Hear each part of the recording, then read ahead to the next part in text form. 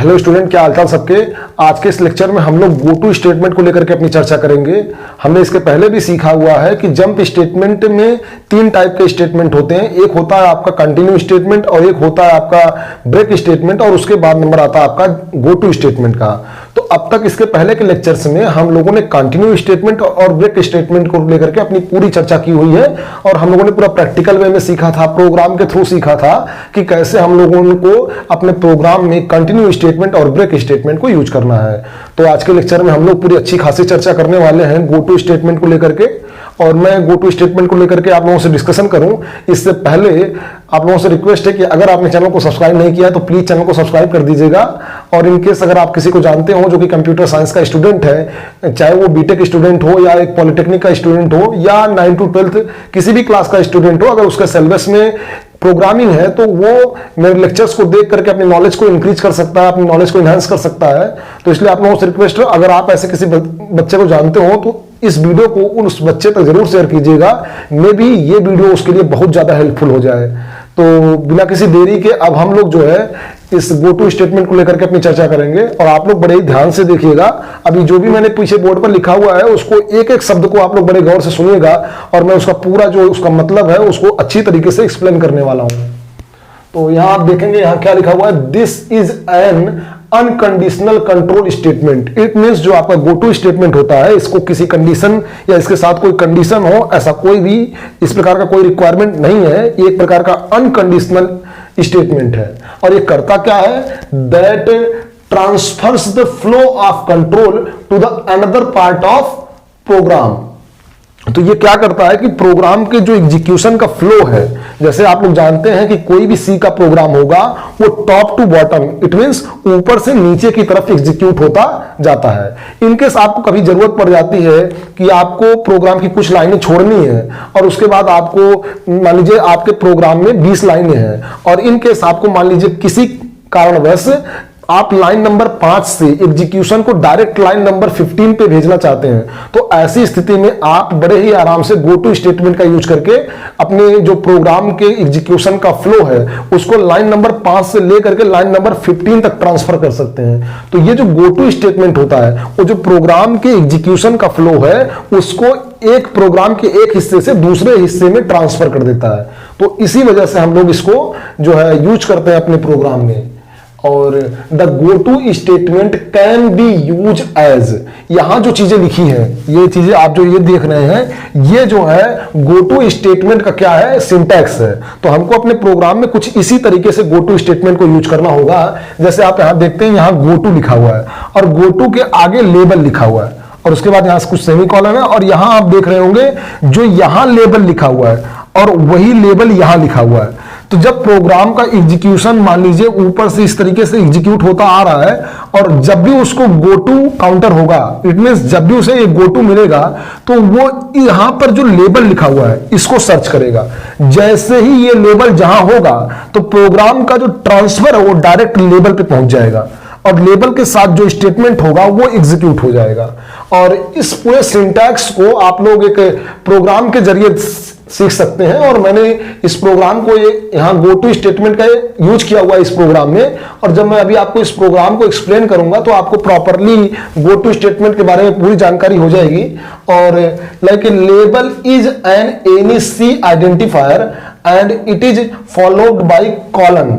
Followed by colon it means, इसका क्या मतलब है, जहां भी आप यहां लेबल लिखेंगे, जो आप इस गो टू के बाद या नीचे या ऊपर कहीं भी इस लेबल को जब लिखेंगे तो उसके आगे आप एक कॉलन लगा देंगे। तो लेबल के साथ हमेशा क्या रहेगा, कॉलन, ताकि जैसे ये गो टू यहां पर मिले लेबल और ये जो गो टू क्या करेगा, जहां भी ये लेबल लिखा होगा वहां पे डायरेक्ट जो है कंट्रोल को भेज देगा, ट्रांसफर कर देगा। तो ज्यादा, और रही बात आइडेंटिफायर की, आइडेंटिफायर क्या होता है इससे रिलेटेड जो है लेक्चर अपने पूरे आप सी लैंग्वेज की जो प्लेलिस्ट देखेंगे उसमें पड़ा हुआ है। तो आइडेंटिफायर के बारे में आप पूरी जानकारी उस लेक्चर से ले सकते हैं और कौन कौन से आइडेंटिफायर वैलिड होते हैं और कब कोई आइडेंटिफायर वैलिड नहीं है तो उसके बारे में भी आपको वहां से जानकारी मिल जाएगी। तो आप उस लेक्चर को देख लीजिएगा आइडेंटिफायर वाले। और आगे हम लोग ज्यादा गो टू स्टेटमेंट के बारे में और ज्यादा जानकारी पा सके और उसको लेकर के हमारा जो और क्लियर हो सके हमारा कॉन्सेप्ट, इसके लिए हम लोग इस एग्जाम्पल को देखेंगे। यहाँ आप देखेंगे कि मैंने एक ऑड और इवन का प्रोग्राम बनाया हुआ है, ऑड और इवन नंबर को फाइंड करने का प्रोग्राम। लेकिन ऑड और इवन नंबर के प्रोग्राम में गो टू स्टेटमेंट का यूज किया जाए ये कोई मतलब जरूरी नहीं है, ना ही एक अच्छी बात है। आप सिंपली जो है और भी तरीके हैं लाइक इफ और एल्स स्टेटमेंट का यूज करके सिंपली आप ऑड और इवन नंबर का प्रोग्राम बना सकते हैं। लेकिन यहां मुझे गो टू स्टेटमेंट का यूज इसलिए करना पड़ा है सो दैट कि मैं आपको गो टू स्टेटमेंट का कॉन्सेप्ट क्लियर कर सकूं।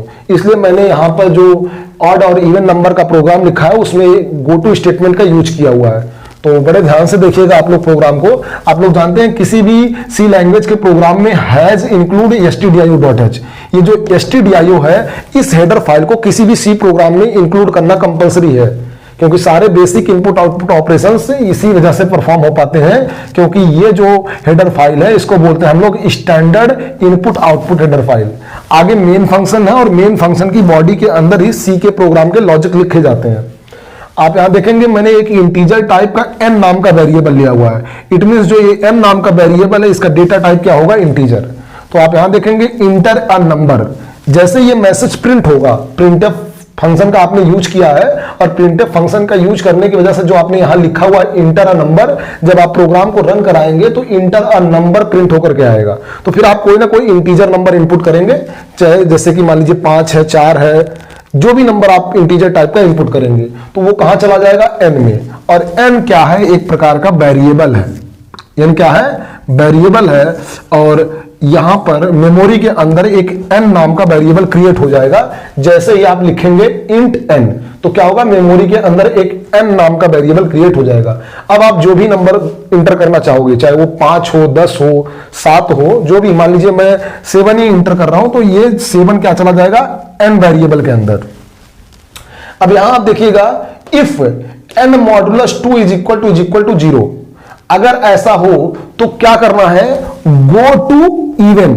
अब क्या होगा, अगर ये कंडीशन ट्रू होगी, जो इफ के बगल में यहां पर जो लिखा हुआ है ये कंडीशन ट्रू होगी, तो जैसे ही गो टू स्टेटमेंट इनकाउंटर होगा, जैसे ही ये गो टू स्टेटमेंट एग्जीक्यूट होगा तो ये क्या करेगा, प्रोग्राम के कंट्रोल को एल्स पार्ट वगैरह में नहीं भेजेगा, ये सीधे जहां इवन लिखा है, तो इवन कहां लिखा है आप देखेंगे यहां लिखा है, तो सीधे प्रोग्राम के कंट्रोल को इवन के पास भेज देगा और इवन के पास जो यहां पर स्टेटमेंट लिखा हुआ है वो एग्जीक्यूट हो जाएगा। तो प्रिंट क्या होगा, नंबर इज इवन। जैसे कि यहां 7 है और 7 का जब आप 2 से मॉडुलस लोगे तो आपको 0 नहीं मिलेगा और ये कंडीशन हो जाएगी गलत। और जब ये गलत हो जाएगी कंडीशन तो एल्स पार्ट में कंट्रोल जाएगा, और एल्स पार्ट में जब कंट्रोल जाएगा तो यहां पर ऑड लिखा हुआ है, और इस ऑड लिखे होने की वजह से प्रोग्राम का कंट्रोल इस इवन पर नहीं जाएगा, ना ही इस प्रिंट स्टेटमेंट पर जाएगा, सीधे जाएगा जहां पे ऑड है। तो ये ऑड वाली लाइन एग्जीक्यूट हो जाएगी और छप के आएगा नंबर इज ऑड, और ये 7 है कैसा, ऑड ही है। और मान लीजिए आपने 8 इनपुट किया, ठीक, तो क्या होगा, जब 8 n में 8 आ गया तो जब 8 का मॉडुलस लेंगे आप 2 से तो आपको क्या मिलेगा, 0 मिलेगा। तो ये कंडीशन हो जाएगी ट्रू, और जब ये कंडीशन ट्रू हो जाएगी तो ये जो गो टू वाली लाइन है ये एग्जीक्यूट होगी, और जैसे ही गो टू वाली लाइन एग्जीक्यूट होगी तो यहां पर आपको लेबल के रूप में क्या मिलेगा, इवन। अब तुरंत ये इवन जहां भी होगा वहां प्रोग्राम का कंट्रोल पहुंच जाएगा। ये हो सकता है कि जैसे मैंने यहां, जैसे ही मुझे गो टू के बाद यहां इवन मिलेगा तो मैंने इवन नीचे लिखा हुआ है, आप देखिए यहां पे, तो यहां पर कंट्रोल आएगा और ये प्रिंटफ की लाइन एग्जीक्यूट होगी और प्रिंट होकर के आएगा नंबर इज इवन, और 8 है कैसा, इवन नंबर है। और मैं एक बात आपको, और आप लोग गौर करिएगा, बड़ी इंपॉर्टेंट बात है, इसको सुनिएगा। जैसे हमने यहां पर गो टू इवन लिखा है तो इवन का जो लेबल है वो नीचे बना हुआ है, ये जरूरी नहीं है। इवन का जो ये जो इवन नाम का जो लेबल है ये मैंने यहां नीचे लिखा हुआ है, आप इसको कहीं ऊपर भी लिख सकते हैं प्रोग्राम में।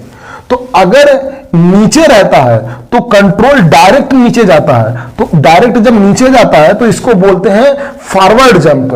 अगर मान लीजिए यही इवन इस गो टू वाले स्टेटमेंट के ऊपर यहां कहीं होता तो जब ऊपर जाता तो इसको बोलते हैं बैकवर्ड जंप। फॉरवर्ड जंप का मतलब है डायरेक्ट नीचे आना, आगे बढ़ना, और बैकवर्ड जंप का मतलब होता है कि जब जो लेबल है वो जहां गो टू लिखा हुआ उसके ऊपर कहीं हो, तो ऊपर होता है तब भी प्रोग्राम का कंट्रोल वहां चला जाता है, लेकिन उसको बोलते हैं बैकवर्ड जंप और इसको बोलते हैं फॉरवर्ड जंप। तो आप चाहे बैकवर्ड जंप का यूज करिए, चाहे फॉरवर्ड जंप का यूज करिए, आप कुछ भी कर सकते हैं।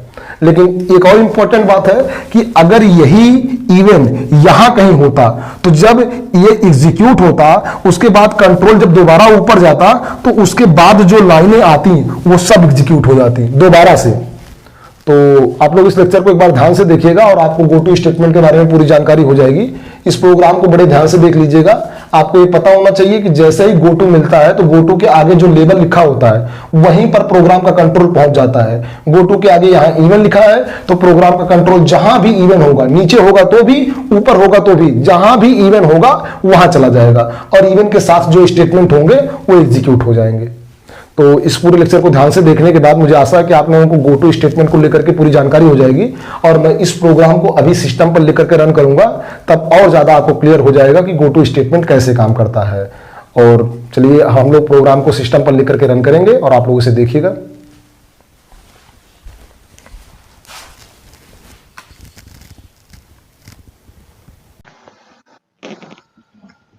तो अब हम आ चुके हैं अपने सिस्टम पर और मैंने सेम वही प्रोग्राम लिखा हुआ है यहाँ पर जो मैंने बोर्ड पर लिखा हुआ था।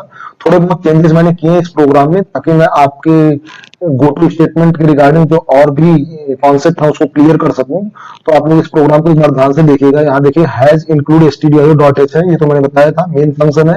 यहाँ हम लोगों ने n टाइप का लाइन नंबर 4 में इंट टाइप का एक n नाम का वेरिएबल क्रिएट किया हुआ है और लाइन नंबर 5 में इंटर एनी इंटीजर वैल्यू ये मैसेज लिखा हुआ है। जब भी आप प्रोग्राम रन करेंगे तो ये जो मैसेज है लाइन नंबर 5 में कि इंटर एनी इंटीजर वैल्यू ये प्रिंट होकर के आएगा और जैसे ही आप कोई नंबर इनपुट देंगे तो वो n नाम के वेरिएबल में चला जाएगा क्योंकि लाइन नंबर 6 में स्कैन एफ फंक्शन लगा हुआ है जो कि इनपुट को n नाम के वेरिएबल में भेज देगा।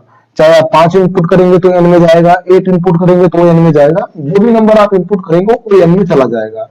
आगे लाइन नंबर 7 में आप देखेंगे यहाँ पर मैंने इफ के अंदर एक कंडीशन लिखी हुई है कि if n modulus 2 is equal to 0 हो जाए तो अगर n का जो नंबर आपने इनपुट किया उसका 2 से मॉडुलस लिया जाए और जो मॉडुलस का रिजल्ट है वो 0 के इक्वल हो तो आप लोग क्या करेंगे, गो टू, ये जो लाइन नंबर 8 में गो टू लिखा हुआ ये एग्जीक्यूट होगा और जहां भी इवन नाम का लेबल बना होगा वहां पे ये तुरंत उसके प्रोग्राम के एग्जीक्यूशन को, उसके कंट्रोल को इवन नाम के लेबल पर भेज देगा।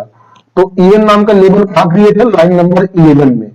तो मान लीजिए आपने अगर 4 इनपुट किया तो n की वैल्यू क्या हो जाएगी 4 और 4 का जब मॉडुलस लेंगे आप 2 से तो आपको 0 मिलेगा। तो इफ के अंदर की कंडीशन हो जाएगी 2 और उसके बाद जब लाइन नंबर 8 में गो टू मिलेगा तो गो टू प्रोग्राम के कंट्रोल को कहां भेज देगा, इवन के पास, और इवन कहां है, लाइन नंबर 11 में, और तुरंत इवन के पास जो है प्रोग्राम का कंट्रोल आएगा और जो इवन के पास जो लाइन नंबर 12 में जो लिखा हुआ है नंबर इज इवन ये प्रिंट हो जाएगा और तुरंत नंबर इज इवन जैसे प्रिंट होगा उसके बाद लाइन नंबर 13 में आपको मिलता है गो टू और गो टू के बाद आपको एक एंड नाम का लेवल मिलेगा। तो जहां भी एंड नाम का लेवल क्रिएट है वहां चला जाएगा और एंड नाम का लेवल आपने कहां क्रिएट किया होगा, लाइन नंबर 17 में।